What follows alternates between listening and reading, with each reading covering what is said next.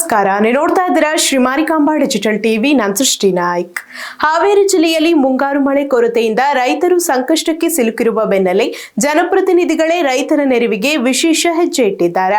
ಜಿಲ್ಲೆಯ 6 ಶಾಸಕರು ತಮ್ಮ ಸ್ವಂತ ಖರ್ಚಿನಲ್ಲಿ ಮೋಡ ಬಿತ್ತನೆ ಕಾರ್ಯಾಚರಣೆಗೆ ಚಾಲನೆ ನೀಡಿದ್ದು, ಹುಬ್ಬಳ್ಳಿಯಿಂದ ವಿಶೇಷ ವಿಮಾನ ಹಾರಾಟ ಆರಂಭಿಸಿದೆ. ಉತ್ತಮ ಮಳೆಯ ನಿರೀಕ್ಷೆಯಲ್ಲಿ ಆರಂಭವಾಗಿರುವ ಈ ಕಾರ್ಯಾಚರಣೆ ಇದೀಗ ರಾಜ್ಯದ ಗಮನ ಸೆಳೆದಿದೆ. ಹಾವೇರಿ ಜಿಲ್ಲೆಯಲ್ಲಿ ಮುಂಗಾರು ಮಳೆ ಕೊರತೆಯಿಂದ ಬೆಳೆಗಳು ಒಣಗುವ ಆತಂಕ ಎದುರಾಗಿರುವ ಹಿನ್ನೆಲೆಯಲ್ಲಿ ರೈತರ ನೆರವಿಗೆ ಜಿಲ್ಲೆಯ 6 ಶಾಸಕರು ಕೈಜೋಡಿಸಿದ್ದಾರೆ. ತಮ್ಮ ಸ್ವಂತ ಖರ್ಚಿನಲ್ಲಿ ಮೋಡ ಬಿತ್ತನೆ ಕಾರ್ಯಾಚರಣೆಗೆ ಮುಂದಾಗಿದ್ದು, ಸೋಮವಾರ ಹುಬ್ಬಳ್ಳಿ ವಿಮಾನ ನಿಲ್ದಾಣದಿಂದ ವಿಶೇಷ ವಿಮಾನ ಹಾರಾಟ ಆರಂಭಿಸಿದೆ. ಜಿಲ್ಲಾ ಉಸ್ತುವಾರಿ ಸಚಿವ ಸತೀಶ್ ಜಾರಕಿಹೊಳಿ ಕಾರ್ಯಾಚರಣೆಗೆ ಚಾಲನೆ ನೀಡಿದರು. ಜುಲೈ ತಿಂಗಳ ಅವಧಿಯಲ್ಲಿ ಹವಾಮಾನ ತಜ್ಞರ ಸಲಹೆಯಂತೆ ಮೋಡಗಳ ಲಭ್ಯತೆಗೆ ಅನುಗುಣವಾಗಿ ಕಾರ್ಯಾಚರಣೆ ಮುಂದುವರಿಯಲಿದೆ. ಈ ವಿಶೇಷ ಕಾರ್ಯಾಚರಣೆಗೆ ಗಂಟೆಗೆ ಸುಮಾರು 15 ಲಕ್ಷ ರೂಪಾಯಿ ವೆಚ್ಚವಾಗಲಿದ್ದು, ಅದರ ಸಂಪೂರ್ಣ ವೆಚ್ಚವನ್ನು ಶಾಸಕರು ಭರಿಸುತ್ತಿದ್ದಾರೆ. ಜಿಲ್ಲೆಯಲ್ಲಿ ಸಮರ್ಪಕ ಮಳೆಯಾಗುವ ಹಿನ್ನೆಲೆಯಲ್ಲಿ ಜಿಲ್ಲೆಯ ಎಲ್ಲಾ ಶಾಸಕರು ಸ್ವಂತ ಖರ್ಚಿನಲ್ಲಿ ಮೋಡ ಬಿತ್ತನೆಗೆ ಮುಂದಾಗಿದ್ದೇವೆ ಎಂದು ಶಾಸಕ ಶ್ರೀನಿವಾಸ್ ಮಾನೆ ತಿಳಿಸಿದ್ದಾರೆ.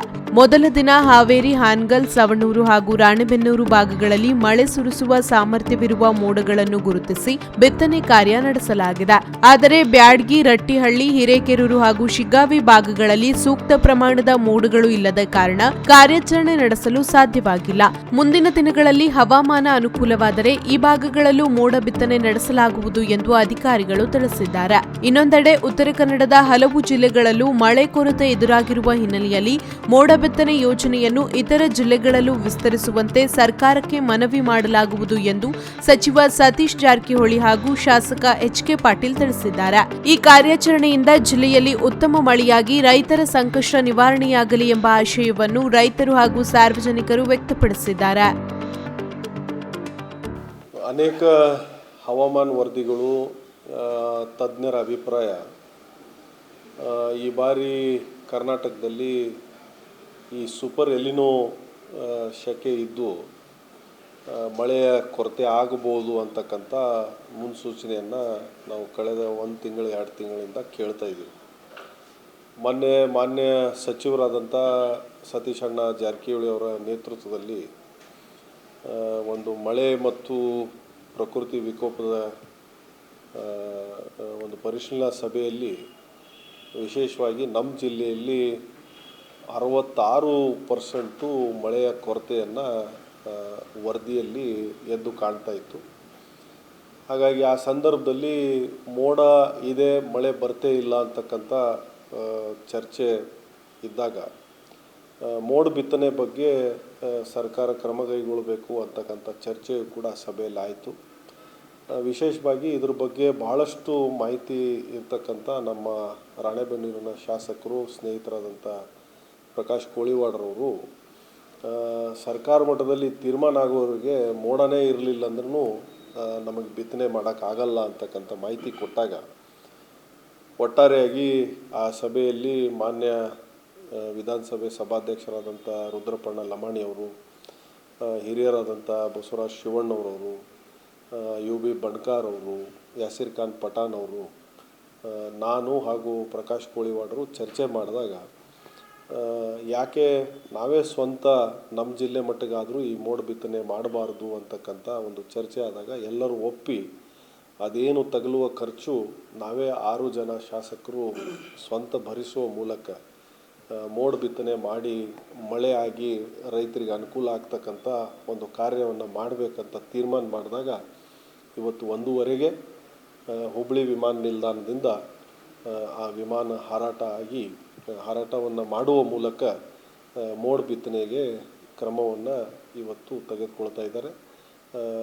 ಅಲ್ಲಿ ಇವತ್ತು ಈ ಕಾರ್ಯವನ್ನು ಪ್ರಾರಂಭ ಮಾಡ್ತಿರೋದ್ರಿಂದ ಮಾಡನು ಕೂಡ ವಿಶೇಷವಾಗಿ ಇವತ್ತು ಬೆಳಿಗ್ಗೆ ನನ್ನ ಜೊತೆನೇ ಈ ಕಾರ್ಯದಲ್ಲಿರ್ತಕ್ಕಂಥ ಒಬ್ಬ ಪೈಲಟು ಕೂಡ ಪ್ರಕಾಶ್ ಕೋಳಿವಾಡವರು ನನಗೆ ಮಾತನಾಡ್ತಕ್ಕಂಥ ಒಂದು ಅವಕಾಶ ಮಾಡಿಕೊಟ್ರು.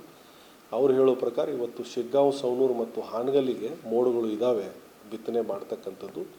ಹಾಗಾಗಿ ಪ್ರಥಮ ಹಂತದಲ್ಲಿ ಈ 3 ತಾಲೂಕು ಮತ್ತು ಆ ಕಡೆ ಮೋಡ ಕಾಣ್ತಕ್ಕಂಥ ಸಂದರ್ಭದಲ್ಲಿ ಉಳಿದ ತಾಲೂಕುಗಳಲ್ಲೂ ಮಾಡಲಿಕ್ಕೆ ಪ್ರಾರಂಭ ಮಾಡ್ತೀವಿ ಅಂತ ಹೇಳಿದ್ದಾರೆ.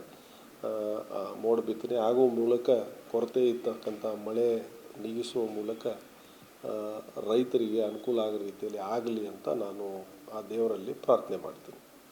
ಸದ್ಯಕ್ಕೆ DC ಅವರು ಪರ್ಮಿಷನ್ ಕೊಟ್ಟಿಲ್ಲ ಅಂತ ಅಲ್ಲ, ನಾವು ಸ್ವಂತ ಹಣದಲ್ಲಿ ಮಾಡ್ತಿರೋದ್ರಿಂದ ಅದಕ್ಕೇನು ಇದರದ್ದು ಯಾಕಂದರೆ ಟೆಂಡರ್ ಮಾಡಬೇಕಾದ್ರೆ ಸರ್ಕಾರದ ಅನುಮತಿನೇ ಬೇಕು. ಈ ಕಾರ್ಯ ನಾವು ಸ್ವಂತ ಹಣದಲ್ಲಿ ಮಾಡ್ತಿರೋದ್ರಿಂದ ಅದೇನು ಅಗತ್ಯ ಇಲ್ಲ ಅಂತ ನಾನು ಭಾವಿಸಿದ್ದೇನೆ. ಒಟ್ಟಾರೆ ಒಳ್ಳೆಯದಾದರೆ ಆಯಿತು, ಹಣ ಅಂತೂ ಸರ್ಕಾರದ ಏನು ಹೊರೆ ಇಲ್ಲ, ನಾವೇ ಭರಿಸ್ತಾ ಇರೋದ್ರಿಂದ ಸರ್ಕಾರಕ್ಕೆ ಯಾವುದೇ ರೀತಿ ಹೊರೆ ಇಲ್ಲ.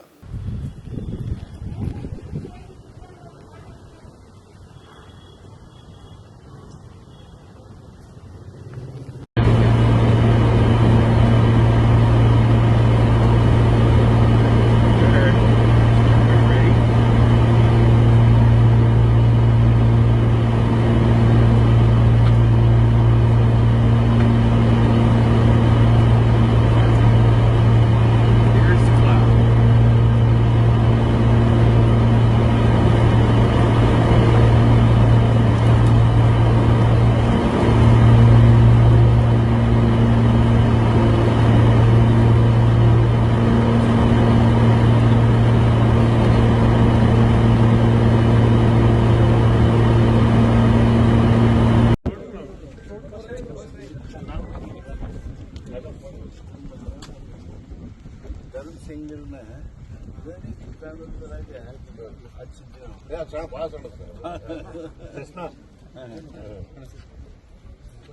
ಸರ್ ಇದು ಮಾಡಕ್ಕೆ ರಗಂಡ್ರು ಹಗರ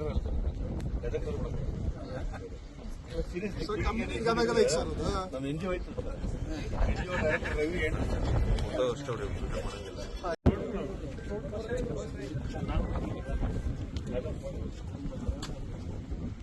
ಧರ್ಮ್ ಸಿಂಗ್ನ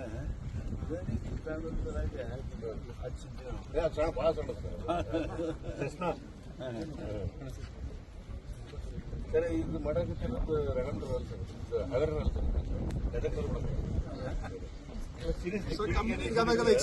ನಮ್ಮ ಎನ್ ಜಿ ಹೋಯ್ತು ಡೈರೆಕ್ಟರ್ ರವಿ